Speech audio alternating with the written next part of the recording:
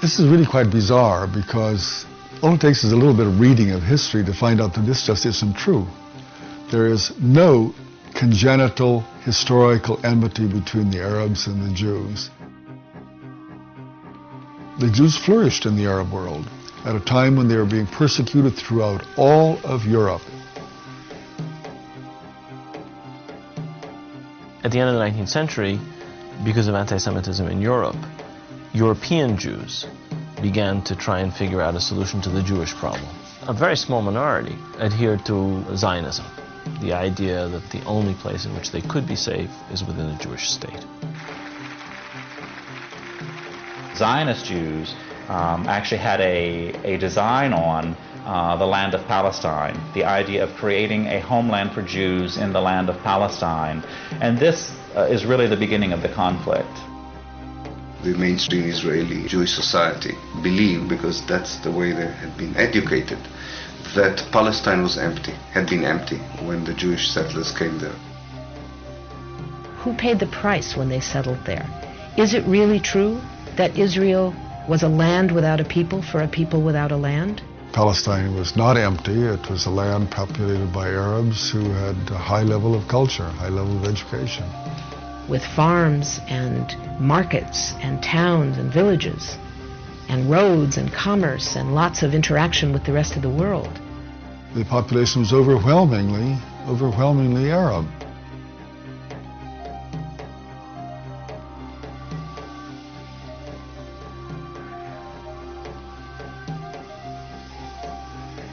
Jewish immigration increased under British rule following World War I, when Britain implemented the Balfour Declaration, promising a Jewish homeland in Palestine.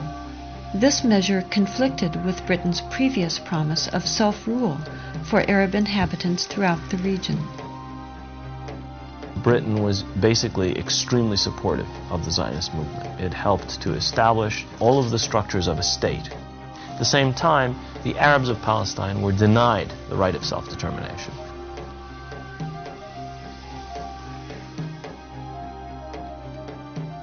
The Palestinians saw a European power decide the future of a non-European territory, in flat disregard of both their presence and wishes. In the 1920s, as land was being stripped away from local residents, the first clashes between Palestinians and Jews began, and would continue on for years to come.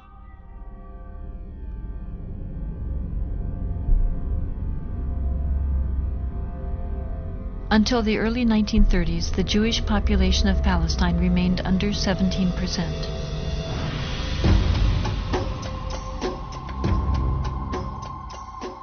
Hitler's rise to power in Germany completely changed that.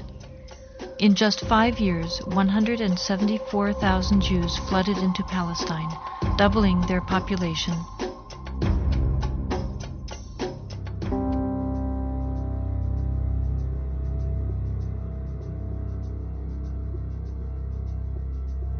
As the world attempted to make amends for the horrors of Nazi genocidal policies, efforts to make Palestine a Jewish homeland increased. The Palestinians, they were not the Nazis. They were not responsible for the Holocaust. But they were the ones who paid the price. In 1947, with the conflict spiraling out of control, Britain decided to turn the problem of Palestine over to the United Nations. The UN, under pressure, proposed to divide the land into 2 states, an Arab state and a Jewish state. Arabs were to be given 43% of the land, despite the fact that they made up more than 2/3 of the population and owned over 92% of the land. Jews were to be given 56%, although they comprised only 1/3 of the population and owned less than 8% of the total area. Nevertheless, they were given not only most of the land, they were given the most fertile land. Zionist leaders took advantage of their superior military preparation and immediately began occupying major Arab cities in Palestine.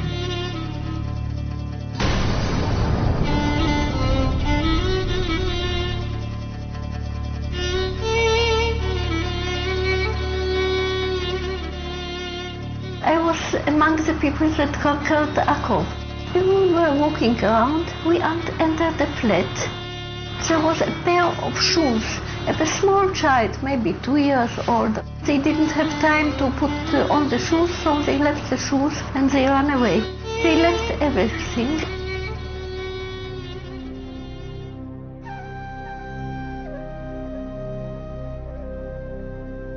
We found out that there was a systematic expulsion of Palestinians, and there was, as I said, there was an ethnic cleansing operation taking place. The most infamous campaign was the massacre at the village of Deir Yassin, where over 100 men, women, and children were systematically murdered. هذا البيت ما كان متخبين فيه أنا وولادي وأخويا موسى. ما كان لي تنام عندنا أخوي موسى مشان نتونس بالله فيه. هذا البيت. أجي قال لي لما كنا بالبيت كنا مش كسر خبطنا الكنبلة وجينا صورت أنا وبنتي الصواب تلبسها ولادي. وكان بعد ما راحت المراكة الحالة كانت كسر الباب علينا وطلعونا. بدهم يقتلوا أخوي مسدبة فيه على وجهها اللي يقتلوه. وتناولت 250 ليرة من عدة. وقلت يا خواجة بس مشان الله الطالب بدها سافر قلت لسه قال لي كتير انت كويس هات المصاري بارسوا كوتش الحنو شو تسوي فيها كوتش الحنو اجراك يا ويلي هي زي على السلام تحلو وزادك العود حط لك الخمسات ويكون راسك وموسك الدواء حط لك 5 مليون تحت راسها.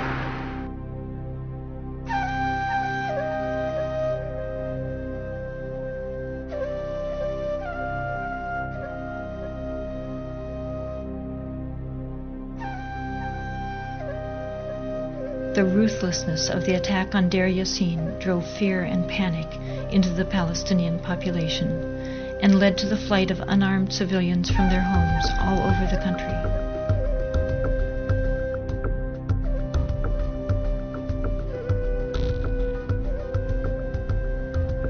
As a result, maybe 300 or so thousand Palestinians had already been expelled before the first Arab soldier entered Palestine. Some of the neighboring Arab armies finally intervened after May 15, 1948, when Israel officially announced its statehood. Although there was a lot of war rhetoric on the Arab side, very few soldiers, Arab soldiers, were sent into the battlefield.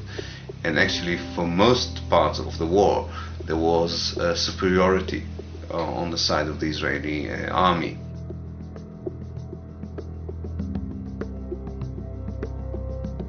The Israeli army cleansed much of the territory and took over a large part of the designated Palestinian state.